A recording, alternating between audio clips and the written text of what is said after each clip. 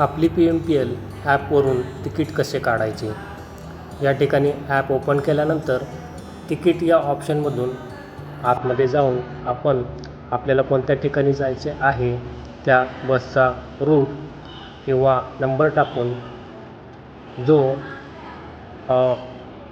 Column येतो त्यामधून number select करून जाणाऱ्या किंवा येणाऱ्या नंबरच्या बसचा नंबर सिलेक्ट करायचा.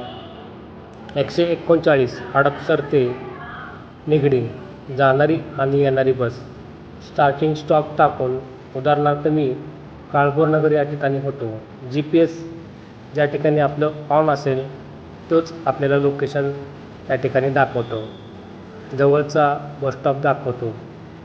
म्हणजे आपला तो स्टार्टिंग स्टॉप होईल आणि एंडिंग स्टॉप आपल्याला निवडायचा आहे. बसचा नंबर व्यवस्थित टाकून त्या ठिकाणी एंडिंग स्टॉपसुद्धा आपल्याला टाकता येऊ शकतो. म्हणजे मी निगडीमधल्या काळभोरनगर या ठिकाणाहून मला जयश्री टॉकीजला जायचे आहे, तर त्या ठिकाणी बाय एंडिंग स्टॉप हा ऑप्शन सिलेक्ट करून फुल किंवा हाफ हा ऑप्शन सिलेक्ट करून पेमेंट प्रोसेस आपण करू.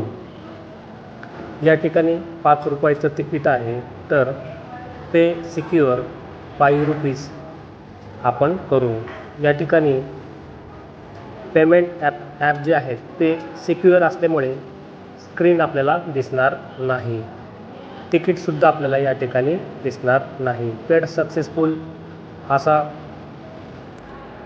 प्रोसेस झाल्यानंतर, पैसे कट झाल्यानंतर आपल्याला आपलं तिकीट आपल्या ॲपमध्ये दिसून येईल. आता तिकीट कशा स्वरूपाचं आहे या ठिकाणी आपल्याला दिसून येईल. हे तिकीट फक्त 30 मिनिटांसाठी चालू शकते. थँक्यू.